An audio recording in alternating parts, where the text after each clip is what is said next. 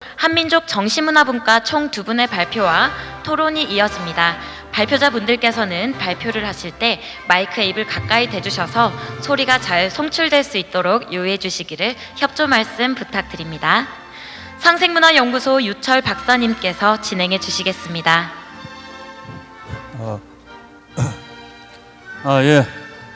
반갑습니다, 여러분.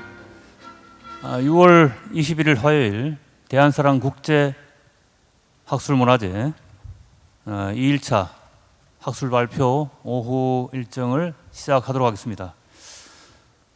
이번 섹션은 정신문화분과입니다. 저는 사회를 맡은 상생문화연구소 연구위원으로 재직하고 있는 유철입니다. 안녕하십니까. 이 대한사랑 주최 학술제인데요. 대한사랑은 우리 한국의 역사와 철학과 문화 등 그 뿌리를 찾고 왜곡된 사실을 바로잡는 사명으로 만들어진 역사문화 강복 운동 단체입니다. 대한사랑이라고 해서 대한을 사랑하는 사람들의 모임 이렇게 얘기할 수 있는데요. 틀린 말은 아니지만 그 원래 뜻은 사랑은 역사사자와 젊은이, 랑도 이런 뜻이죠. 그래서 대한사랑은 대한의 잊혀진 역사를 되찾고 또 보존하고 바로잡는 랑도라는 그런 뜻이죠. 대한사랑 그동안에 동북 공정이나 강단사학의 잘못된 역사인식을 비판하고 우리 전통 역사의 진실을 드러내는데 큰 족적을 남겨왔습니다. 하지만 아직도 여러 잘못된 역사적 사실과 오류들이 있는데요. 김치도 아리랑도 자기들 것이다, 중국 것이다 라고 얘기하는 황당한 그런 주장도 있고요. 이번 학술대회의 큰 주제가 임나일본부인데요. 임나일본부를 아직도 주장하는 그런 학자들이 있고 또 독도를 침탈하려고 하는 또 그러한 일본의 야욕도 끊이지 않고 있습니다. 이러한 현실에서 대한사랑의 앞으로의 역할이 더 기대됩니다. 이번에 발표 섹션인 정신문화 역시 이런 맥락에서 매우 중요한 발표라고 할 수 있습니다. 역사 속에 깃든 고유의 철학과 종교, 사상을 집약하는 정신문화는 어떤 의미에서는 역사를 해석하고 평가하는 가장 중요한 요소라고도 할 수 있습니다. 오늘 발표를 맡으신 이승종 교수님과 김윤명 교수님은 오래전부터 우리 역사와 문화에 관심을 가지고 연구해온 대표적인 학자분입니다.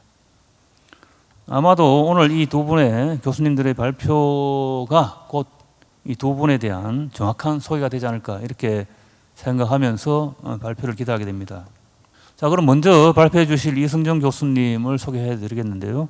연세대학교 철학과와 대학원을 졸업하셨고요. 미국 뉴욕 조립대에서 공부하시고 박사학위를 받았습니다. 캘리포니아 어바인 대학교 철학과 방문 교수와 또 카니시우스 대학 철학과 겸임 교수를 역임하셨습니다.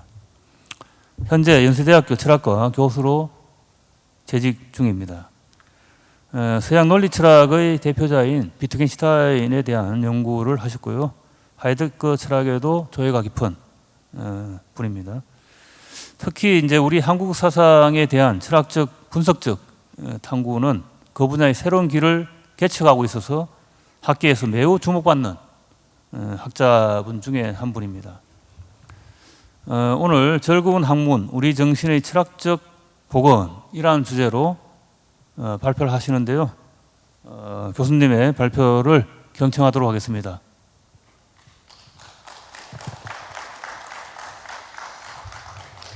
네, 안녕하세요. 방금 소개받은 연세대학의 이승종입니다. 일단 준비한 PPT를 보면서 진행을 하겠습니다. 목차는 총 7섹션으로 이루어져 있고요. 각 섹션마다 그 PPT 화면에 보이는 그 제목들이 붙어 있습니다. 최치원이 증언하는 우리 시원의 정신은 접하군생으로 요약되는데 제 연구는 이것이 단군사화의 홍익인간보다 앞선 고대의 우리 정신으로 봅니다. 접하군생은 무생명을 살림을 의미하는 군생을 목적으로 하고 무생명과 하나됨을 의미하는 접화를 수단으로 하는 신명의 선으로서 그 뿌리는 고구려의 고분벽화가 생생하게 그려내고 있는 샤머니즘으로 소급됩니다. 추상적 사유의 최상급인 천부경과 삼일신앙의 종교 경전인 삼일신고에 치중한 기존의 한국 고대 정신 연구는 이러한 시원적 생명의 철학을 충분히 부각시키지 못했을 뿐더러 원고에 머무르나 지신에는 이르지 못했다고 봅니다. 제 연구는 우리의 고대 정신인 접하군생의 생명 철학이 물질주의와 허무주의가 창궐하는 현대에 더욱 절실히 요청됨에 주목해서 이를 시대에 걸맞게 창의적으로 지신하는 방향으로 전개될 것입니다. 그러면 첫 번째 섹션 유교 이성 비판을 읽겠습니다. 저는 베토벤이 그의 교향곡 9번 사악장에서 절창한 이러한 메시지를 모토로 뽑아봤는데요. 베토벤은 이렇게 노래합니다. 오 친구들이여, 이런 곡조들이 아닌 좀 더 즐겁고 기쁨에 찬 노래를 부르자. 자, 베토벤의 그 9번 교향곡의 사악장의 이 부분을 한번 들어볼까요? 진행자분 음악 좀 틀어주시죠.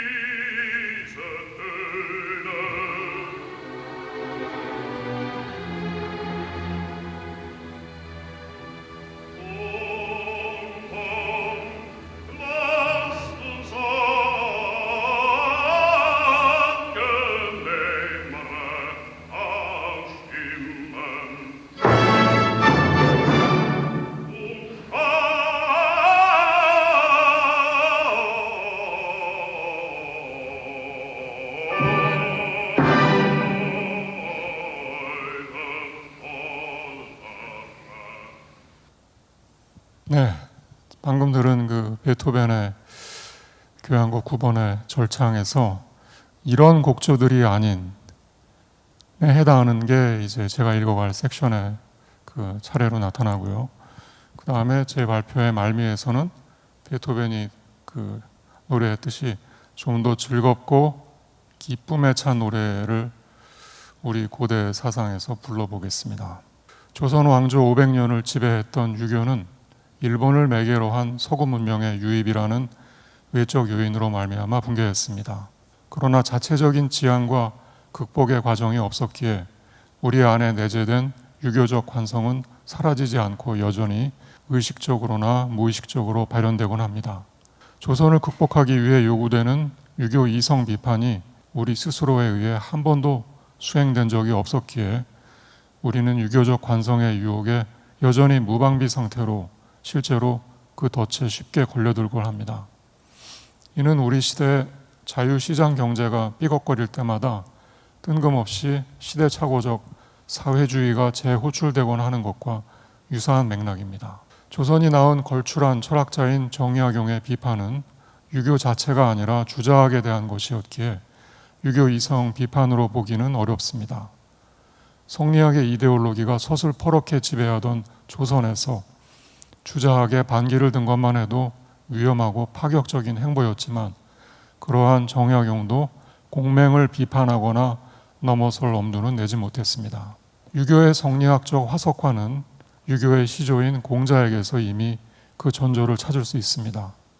논어의 향당편에서 보이는 격식주의, 이외의 은나라를 염두에 둔 것으로 보이는 선대의 전통을 괴력난신으로 폄하하고 주나라의 문물만을 숭상하는 이성중심주의나 인간중심주의, 그리고 세상 만사를 도덕의 잣대로 평가하고 이해하는 도덕주의 등은 소중화를 추구한 조선 성리학에 그대로 수혈되었습니다. 향당의 격식주의는 조선에서 예속 논쟁을 낳았고 숭상의 대상은 주나라에서 명나라로 업데이트되었으며 도덕주의는 도덕 형이상학으로 업그레이드 되었습니다. 유교 이데올로기로 단일화된 사회 체계 하에서 소격서로 대표되는 하늘과 별에 대한 제사는 폐지되고 팔관해로 대표되는 전통적 축제 문화도 금지되었습니다. 중화사관과 어긋나 보이는 사서들은 모두 수거되고 관변 이데올로기와 다른 목소리를 내는 학자나 선비들은 사화를 면치 못했습니다. 조선은 철두철미 유교의 나라였으며 유교는 조선 지배계층의 생활 양식이었습니다. 조선에서 유교는 사대주의와 짝을 이루어왔습니다. 유교를 배우고 익힌다는 것이 중국의 문물을 배우고 익힌다는 것과 동의어로 간주되다 보니 중국을 종주국으로 삼고 조선을 제후국으로 여기는 것을 당연시했습니다. 유교를 배우고 익히면서 조선인은 이의 정체성을 버리고 스스로 부과한 이등 중국인의 자격으로 중국적 천하 질서에 귀화되었습니다. 조선은 명나라와의 관계를 군신 관계를 넘어서는 부자 관계로 이해했습니다. 유교와 짝을 이룬 화의관에 기초한 중화주의에 가스라이팅 되면서 조선은 자발적으로 명나라의 아바타로 화한 것입니다.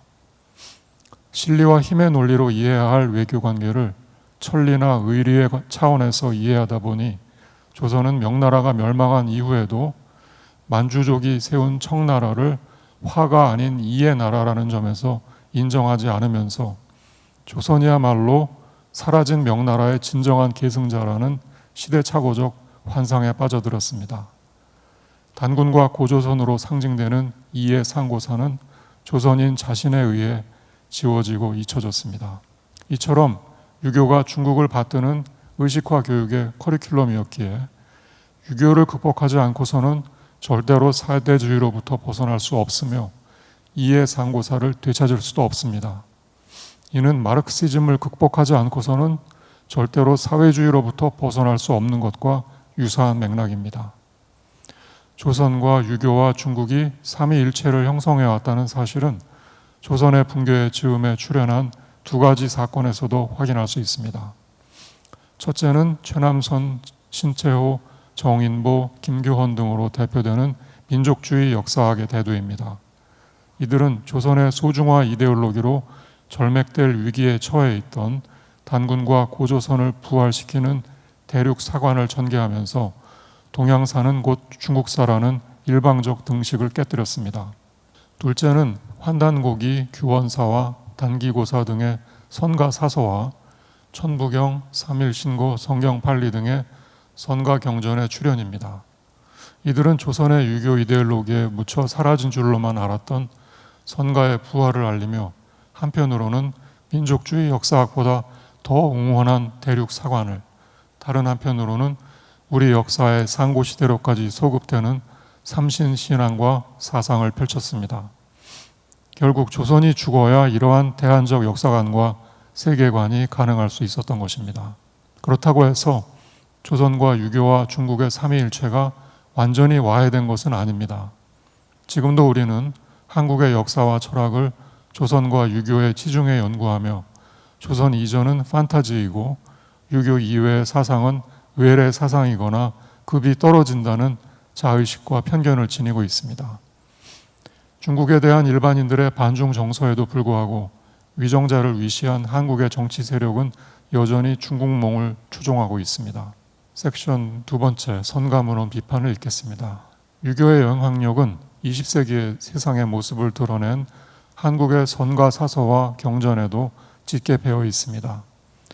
왕조사 형태로 쓰여진 환단곡이나 규원사와 단기고사가 그러하고 선가의 대학과 중용으로 불리는 천부경과 삼일신고나 여성의 정절을 강조하는 성경팔리가 그렇습니다. 우리 철학과 종교의 원류인 샤머니즘의 신명 넘치는 자유정신은 그 어디에서도 찾아보기 어렵습니다. 20세기에 나타난 선가 문헌에 대해서는 그 내용이 결코 만만치 않은 것임에도 강단학계의 위작설 이외에는 내용에 대한 본격적인 비판이 없었습니다.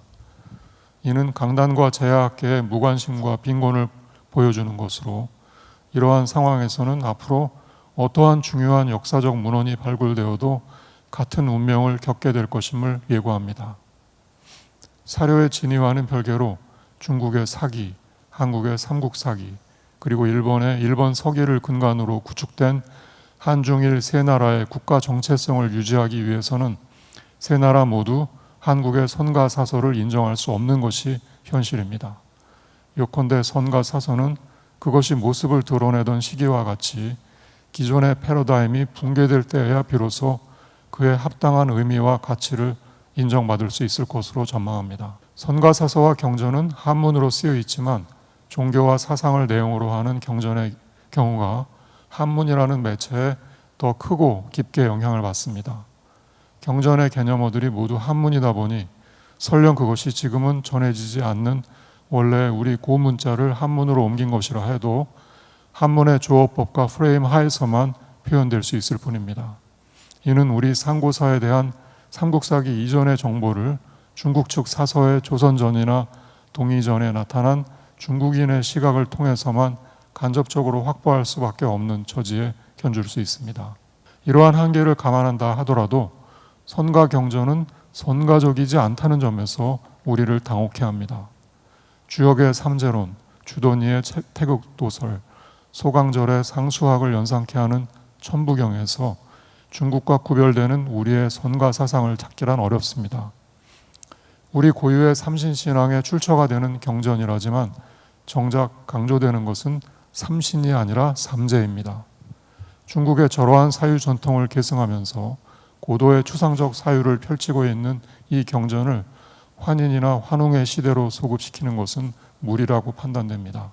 삼일신고의 경우 조선 성리학에서 사용되어 온 유교적 개념이 다수 등장하면서 이들이 삼이라는 범주에 다소 인위적인 방식으로 배속되는 오장은 그 앞에 내장과 내용면에서나 분량면에서나 확연한 차이를 이룹니다. 삼진을 선무학, 청무탁, 후무박으로 규정하는 태백일사본이 삼진을 무선학, 무청탁, 무후박으로 규정하는 신사기본과 발해 석실본보다 더 유교적이라고 할 수 있지만 그 어느 경우에나 이 경전을 환웅이나 단군의 강론 기록으로 간주하는 것은 무리라고 판단됩니다. 성경 판리는 이상적 인간상을 군자로 보고 있을 뿐더러 여성의 수절과 정절을 강조하고 있다는 점에서 유교의 연장선상에 놓여 있는 경전입니다. 보통은 참전개경으로 많이 알려져 있죠. 저러한 도덕률은 고조선의 팔조범금에도 보이지 않을 뿐더러 고조선에서 나온 부여와 고구려에는 형이 죽으면 형수에게 수절을 강요하기는커녕 형수를 아내로 삼는 풍습이 있었습니다. 따라서 저 경전의 출처를 고조선의 기자나 고구려의 을파소로 소급시키는 것은 무리라고 판단됩니다. 선과 경전 중에서 가장 분량이 많고 가장 체계적이면서도 가장 평이한 경전인 성경 판리, 즉 참전개경이 거의 논의되고 있지 않음은 천부경에 과도하게 평중된 연구 경향과 함께 그 자체로 주목할 만합니다. 그것은 평이한 경전보다는 난해한 경전을 해독해내겠다는 공명심이나 도전정신 이외에도 종국에는 공리공담이 되어버린 이기론이나 사단 칠정론과 같은 사변 철학에 몰두했던 조선 유학의 연장선상에서 이해 가능한 현상입니다.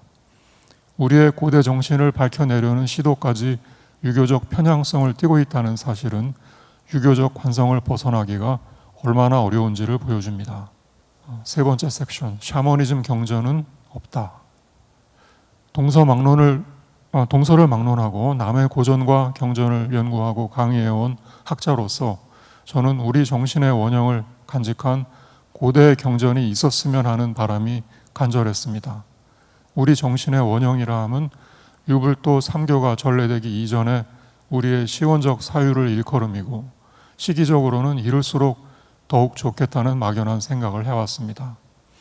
단군 사화에서 보듯 그 시원적 사유의 정체는 선으로 표현되는 샤머니즘입니다. 우리 시원 사유의 경전이 있다면 그것은 결국 우리 샤머니즘의 경전일 것입니다. 그런데 샤머니즘의 경전이 과연 있는가? 샤머는 주술사이지 공자나 부처와 같이 담론을 펼치거나 혹은 맹자나 플라톤과 같이 글을 남긴 사상가가 아닙니다.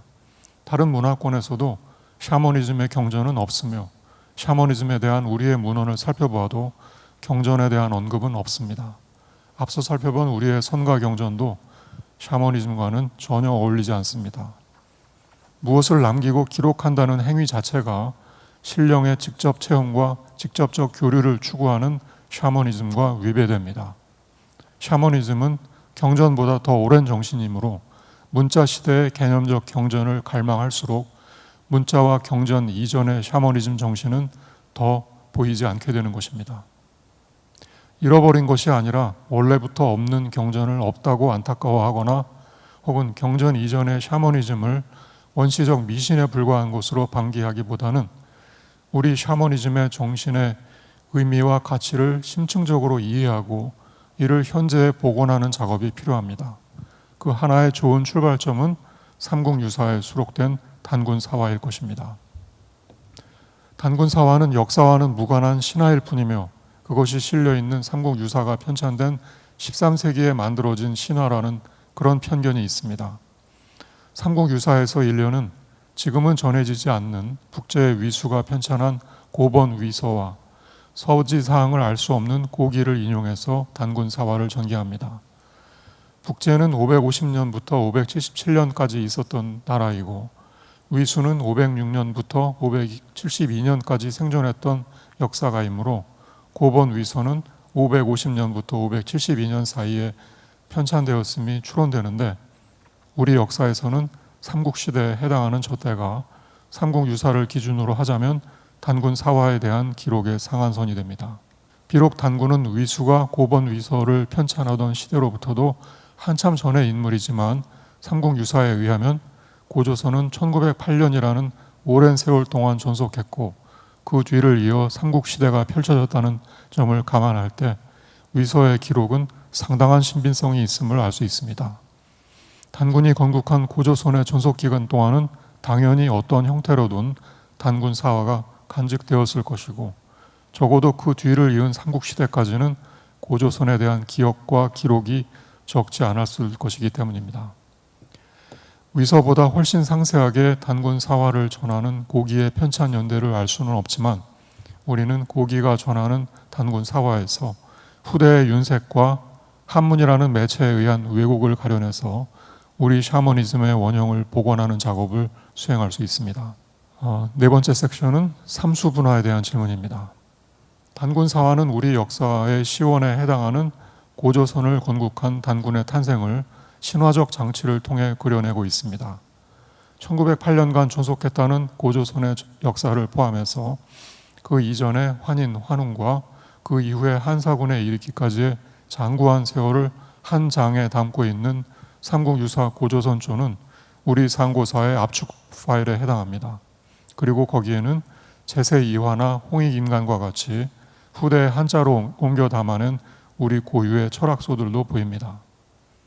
그동안 단군사화는 주로 신화와 역사의 관점에서 그리고 간헐적으로만 철학의 관점에서 조명되어 왔을 뿐 거기에 묘사된 샤먼의 탄생 과정은 제대로 논의되지 못했습니다.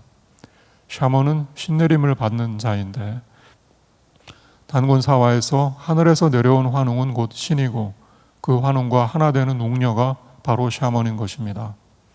햇빛이 들어오지 않는 굴 속에서 쑥과 마늘을 받아 먹으며 3-7일간을 굶기하는 웅녀의 고행은 샤먼 되기가 얼마나 어려운지를 상징적으로 표현하고 있습니다. 그 고행은 본능에 묶여있는 동물의 익명성을 스스로의 의지로 탈피하고 신과 마주하는 각자성을 지닌 단독자로 거듭나는 사람됨의 과정이기도 합니다. 호랑이도 버티지 못한 고행을 견뎌낸 웅녀의 정성으로 그녀는 환웅과 혼인에 단군을 낳게 되고 단군은 웅녀의 토착 샤머니즘과 환웅의 외래 문명을 접합해 고조선을 건국하기에 이릅니다. 인고의 수행 끝에 웅녀가 구현해낸 각자성의 깨달음이 국가라는 보편성의 차원에서 실현됨을 보임으로써 단군사화는 우리에게 시원의 시공간에서 피어난 역사와 철학과 수행의 삼학을 선사하고 있습니다. 고조선을 계승한 고구려가 남긴 위대한 예술작품인 고분벽화는 우리의 샤머니즘을 우주적 차원에서 그려내고 있습니다.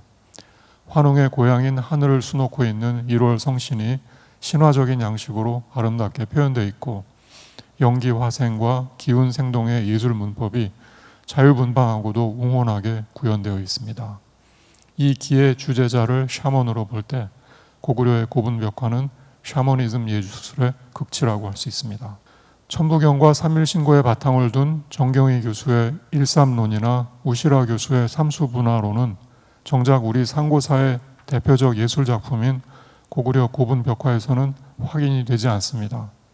삼조고 이외에는 저 프레임에 해당하는 요소가 보이지 않는 반면 천상계와 지상계, 해와 달, 사방위에 기초한 사신도와 사수도, 남도 육성, 북도 칠성, 12달, 28수 등 저 프레임에서 벗어나는 요소들이 주종을 이룹니다.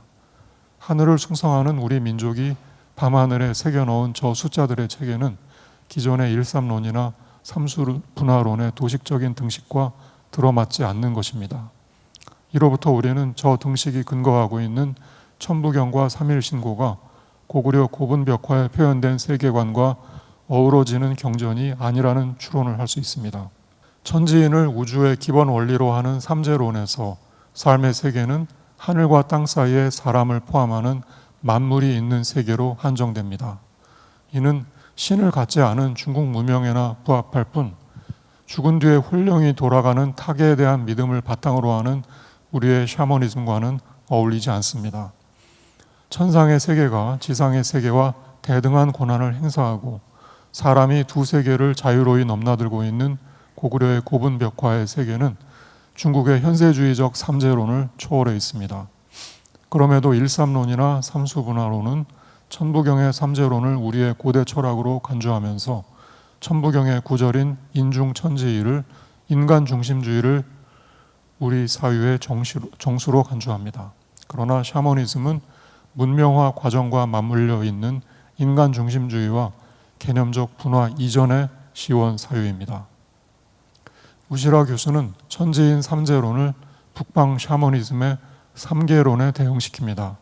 삼재론의 천은 삼계론의 하늘세계, 삼재론의 지는 삼계론의 지하세계, 삼재론의 인은 삼계론의 인간세계에 대응한다는 것입니다.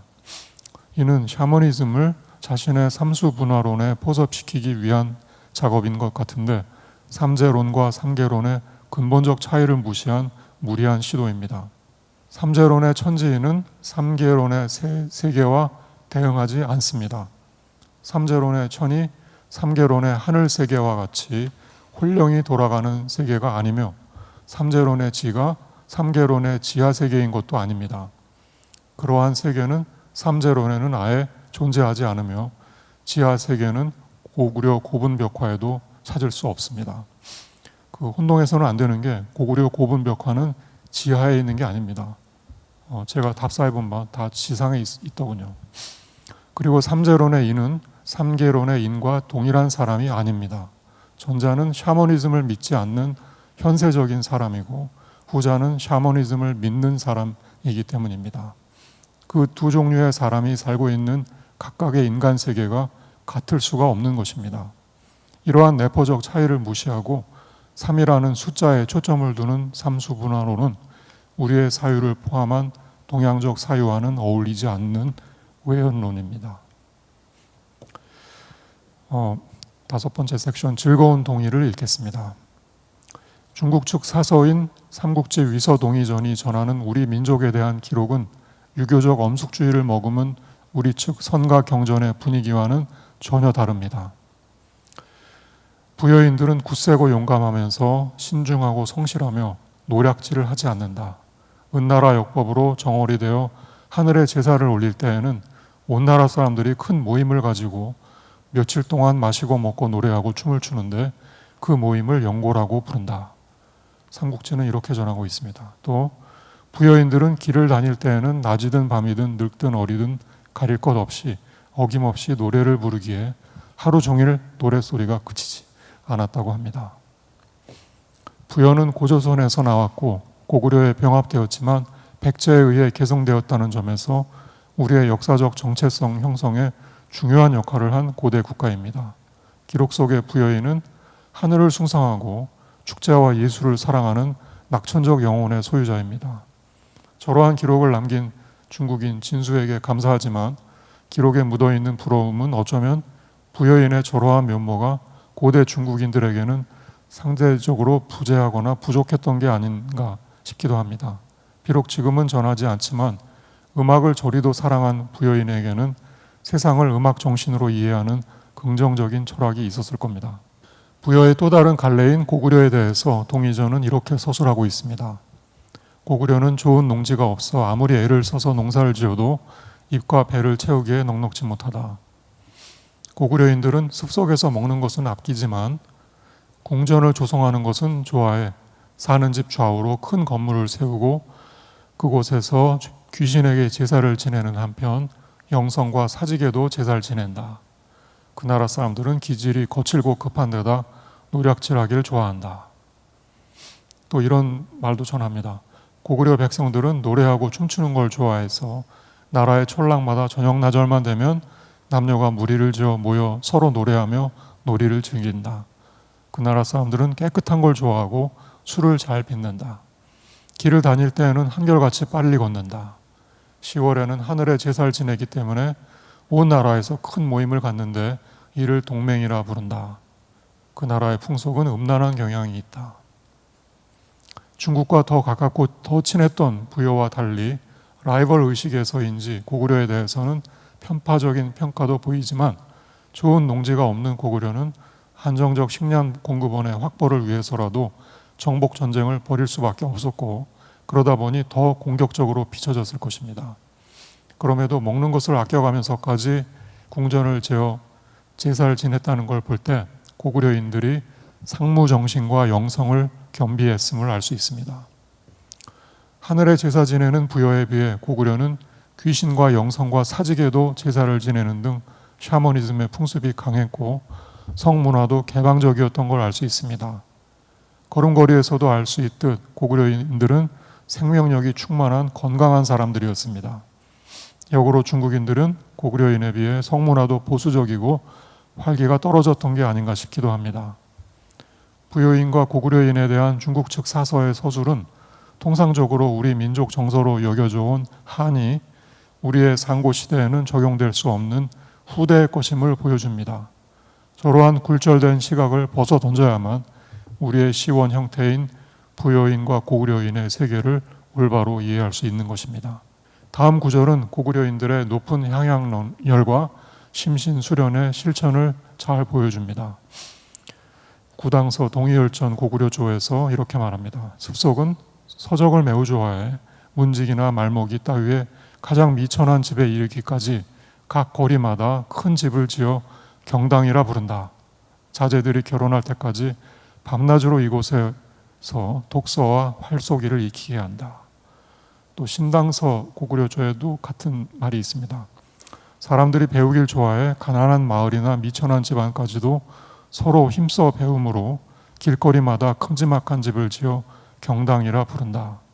결혼하지 않은 자제들을 이곳에 보내 글을 외고 활쏘기를 익히게 한다. 출세를 지향하는 조선의 선비나 우리 시대 한국인의 향학열에 비해 문지기나 말먹이, 가난하고 미천한 집안까지도 배우기를 좋아했다는 고구려의 향학열은 남다른 데가 있습니다. 고구려는 중국과 동아시아의 패권을 놓고 경쟁했던 군사 대국이었을 뿐만 아니라 문화적으로도 패권자의 자격을 갖춘 문화 강국이었음을 알 수 있습니다. 문물을 겸비한 저러한 강국에는 반드시 그에 걸맞은 무실력행의 진취적인 철학이 있었을 것입니다. 자, 6번째 섹션에는 블랙 or 화이트라는 이름을 붙여보았습니다. 니체는 고대 그리스 문명을 아폴론적 꿈과 디오니소스적 도취의 이중주로 풀어냈으며 하이데거는 예술 작품을 대지의 은닉과 세계의 환한 밝힘 사이의 대립으로 해석한 바 있습니다. 그리스 신화에서 아폴로는 태양의 신으로 법과 질서를 상징하는 이성적인 존재이고 디오니소스는 대지의 풍요를 상징하며 술을 관장하는 신으로 열정과 광기의 표상입니다. 니체와 하이데거가 공시적인 차원에서 제시한 해석의 이원적 구도를 저는 곤란히 통시적 차원에서 제시한 파토스적인 혁신과 로고스적인 백신의 종교론에 견주어 보고자 합니다. 즉 고대 그리스 문명의 디오니소스적 도치와 예술 작품에서 대지의 은닉을 흑신의 아폴로적 꿈과 세계의 환한 밝힘을 백신에 각각 연관지어 보고자 합니다. 지금까지 이 글에서 살펴본 고대 동의의 모습에서 우리는 흑신과 백신의 면모를 여실히 발견합니다.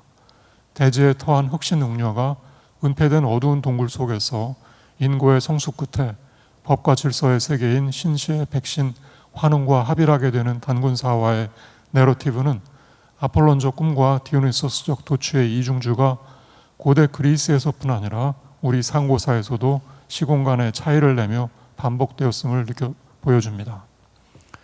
우리 사유의 시원에서 피어난 샤머니즘은 부여의 영고나 동해의 무천, 고구려의 동맹 등 디오니소스적 축제로 만개했고, 고대 동이 사람들은 술과 노래와 춤에 도취되어 광기 혹은 끼를 발산하며 황홀경을 체험했습니다. 고구려에 대한 다음의 중국 측 사서의 기록에서 보듯이 그들은 세상을 문명의 산물인 도덕의 잣대로 재단하기 이전인 태고적 흑신숭배의 전통을 간직하고 있습니다. 진수 삼국지의 그 고구려조에 이런 말을 합니다. 그 나라의 동쪽에는, 즉 고구려죠, 큰 굴이 있는데 수혈이라고도 부른다. 10월이 되면 나라에서 큰 모임이 열리고 수신을 맞이하여 도읍의 동쪽으로 모시고 돌아와 제사를 지내고 나서 나무로 만든 수신의 형상을 신의 자리에 모신다. 여기서 수신은 단군 사화 속의 웅녀를, 수혈은 웅녀가 3-7일간 금기하던 굴을 연상케 합니다. 고대 동이 사람들은 흑신의 디오니소스적 열정뿐 아니라 환웅에게서 비롯되는 백신의 아폴론적 균형을 알고 있었습니다. 환웅과 웅녀의 아들로 묘사되고 있는 단군 왕검은 그 이름 안에 백신과 흑신의 요소를 나란히 간직하고 있기도 합니다. 단군은 탱그리, 곧 그 하늘을 의미하고요. 왕검은 그 검이라는 말에 곰, 흑신이 이미 새겨져 있죠. 고구려 고분벽화나 백제 금동대형나와 같은 예술의 걸작들은 저 두 신격의 창의적 승화를 통해 만들어졌습니다. 고구려 고분벽화를 수놓고 있는 해와 달의 신이 곧 백신과 흑신이며 그 외에 여러 신들과 동물들과 문양들도 저 두 범주로 분류할 수 있습니다. 고대 그리스 문화에서 니체가 목도한 염세주의는 동의의 예술세계나 동의에 대한 중국인들의 묘사에는 보이지 않습니다. 고대 동의 사람들은 고구려 고분벽화의 가무 배송도에 표현되어 있듯이 망자의 마지막 길도 춤으로 배웅했던 신명 넘치는 사람들이었고, 망자의 집인 고분의 벽에 그가 체험한 지상에서의 일과 그가 앞으로 가게 될 천상의 풍경을 동등하게 긍정적인 모습으로 그려냄으로써 은닉의 공간인 대지를 환한 밝힘의 공간인 세계로 재창조한 멋진 예술가들이었습니다. 고대 동이 사람들은 유교가 괴력난신으로 폄하했던 샤머니즘을 믿었고, 불교가 일체 계고로 폄하했던 삶을 긍정했으며, 도교가 탐닉했던 개인주의와는 다른 길을 걸었습니다. 그들이 추구한 철학은 샤머니즘에 입각한 즐거운 학문이었습니다. 그래서 제 오늘의 발표의 제목이 즐거운 학문인 것입니다. 그들은 신들을 믿었고, 신내림을 믿었고, 하늘나라를 믿었고, 영혼불멸을 믿었고, 윤회를 믿었습니다. 그들은 이 모든 것을 믿지 않는 우리들과는 너무나 달랐습니다. 그 대가로 우리는 허무주의자가 되어 활력을 잃은 반면 그들은 하루도 노래와 춤을 걸을 수 없으리만치 생명력과 기상이 넘쳐 흘렀습니다. 그들의 애니미즘은 바로 이 생명의 느낌에 더한 믿음이었습니다. 고대 동이 사람들은 자신들이 천지신명에 의해 보살핌 받고 있었다고 믿었고, 이를 사신도와 사수도로 표현했습니다. 그들은 이 모든 걸 믿지 않는 우리들과는 너무도 달랐습니다. 그 대가로 우리는 모두 창없는 단자로 고립된 반면 그들은 자신들을 보살펴주는 모든 신적인 것들과 제사와 축제를 통해 교감했습니다. 우리는 인간 중심주의자이지만 중심인 인간은 자기 자신뿐인 반면 고대 동이 사람들은 신과 인간을 아우르는 통합적인 세계관을 지향했기에 신들은 그들과 늘 함께하였습니다. 대부분의 우리는 물신만을 숭배하는 반면 고대 동이 사람들은 넉넉하지 못한 살림에도 먹는 것을 아껴가면서까지 신들에게 제사 지냈던 영적인 사람들이었습니다. 그들은 세상을 온갖 신들이 공존하는 경이로운 별천지로 이해했던 반면 인생 뭐 있느냐고 자조하는 우리는 니체가 말한 최후의 인간이 되어버렸습니다. 네, 마지막 섹션입니다. 에보니 앤 아이보리라는 제목을 붙여보았습니다. 흑신과 백신의 전통이 조화를 이루어오던 동이의 역사는 조선에 와서 일대 전환을 맞게 됩니다. 동이의 흑신 전통을 지워내고 중국의 유교라는 단일한 체제로 조선을 리셋한 것입니다. 이로 말미암아 우리 고유의 즐거운 학문도 절맥되다시피 했습니다. 유교가 지향하던 이성중심주의와 인간중심주의는 서양의 근대성으로 옷을 갈아입은 상태로 여전히 우리 시대의 주류를 이루고 있습니다. 탈근대성의 대두에 편승해 근대성에 대한 비판은 유행을 타지만 그 전신인 유교의 도덕주의에 대한 비판은 찾아보기 어렵습니다. 탈근대성의 선구인 니체가 창조한 위버맨쉬는 그의 지향점이 선악의 저편에 선 탈인간중심주의임을 가리키고 있습니다. 그의 탈인간중심주의가 세속적 집단성에 빠진 익명적 개인을 초월해 자기 운명을 깨닫는 본래성의 신격인 디오니소스로부터 비롯된 것처럼 현대의 이성중심주의를 해체하고 지향할 수 있는 원천으로 저는 동의의 흑신과 전통과 즐거운 학문을 호출하고자 합니다. 이성을 지녔다지만 우리는 여전히 동물이기도 합니다. 그래서 아리스토텔레스는 사람을 이성적 동물이라고 정의한 것입니다. 단군 왕검이 그러하듯 이성적 동물이라는 표현에도 백신과 흑신의 요소가 나란히 새겨져 있습니다. 사람에게서 흑신적 동물성은 절대로 소멸될 수 없습니다. 사람의 동물성은 지원해야 할 암흑 물질이 아니라 생명의 원천입니다. 니체의 철학은 그것을 부정하는 모든 형태의 이성중심주의가 오히려 생명이 고갈된 허무주의로 화함을 폭로하고 있습니다. 철학자는 문명을 진단하고 그것이 나아가야 할 바른 길을 제시하는 선지자입니다. 샤먼의 시대에는 샤먼이 그 역할을 담당했고 세종일치 시대에는 샤먼 왕인 단군이 그 역할을 담당했을 것입니다. 우리가 역사의 시계를 거꾸로 돌려 태고적 흑신과 백신의 시대로 돌아갈 수는 없습니다. 흑신과 백신을 현재로 호출해 복원하자면 그 세계도 시대에 맞는 변화가 있게 마련입니다. 아울러 흑신과 백신을 이것 아니면 저것의 흑백 논리로 이해해서 조선의 유교처럼 사람의 동물성을 거세하고 만민을 도덕군자로 교화하거나 혹은 현대의 자본주의와 같이 1차원적 경제동물로 평준화하는 일방적 문화 기획도 지향해야 합니다. 요컨대 우리는 블랙과 화이트가 아니라 에보니 앤 아이보리를 지향합니다. 두 요소를 어떻게 배합할 것인지에 대한 비전의 연금술은 없습니다. 사안의 개별성을 무시한 선험적 탑다운이 아니라 사안에 따른 경험적 바텀업의 유연성이 요청됩니다. 우리에게는 지금도 수천 년 전 환웅과 웅녀의 이질적 전통을 한데 아울러 고조선이라는 새로운 문명을 창출해낸 단군의 지혜가 필요합니다. 그의 후예들이 펼쳤을 즐거운 학문을 원시반본해서 이성이 동맥경화를 앓고 있는 불임의 시대를 타개할 새로운 빛내림으로 재구성해내야 합니다. 그 빛은 온 세상을 구석구석 밝히는 광명이라기보다는 하이데거가 표현했듯이 어둠과 밝음이 만나는 접점에서 피어나는 서광과 같은 것입니다. 즉 그 빛은 어두움, 즉 흑신을 간직한 채 밝히는 비은폐로서의 진리 사건을 상징합니다. 시대의 질병을 진단하고 치유하고자 그 빛내림을 받는 샤먼의 소명을 철학자가 다시 본래적으로 떠맡을 때 즐거운 학문은 비로소 그에 의해 복원되고 재탄생할 수 있을 것입니다. 흑신과 백신의 전통을 교직한 즐거운 학문의 법고 창신이 생명이 고갈된 내용 없는 사유에 빠져있는 현대의 공허한 학문을 극복하고 개념 없는 직관이나 매스미디어의 프로파간다에 자신을 내맡긴 맹목적 대중의 실종된 정신을 회복해서 새로운 문명의 서광으로 다가올 미래에 기여하기를 기대합니다. 감사합니다.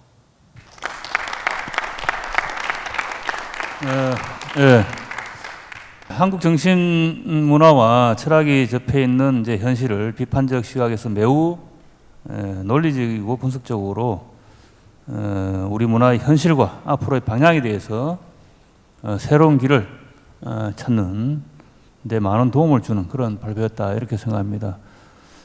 도중에 여러 주장과 의견들은 논란과 토론의 여지가 많은 그런 면도 많이 눈에 띄었고요.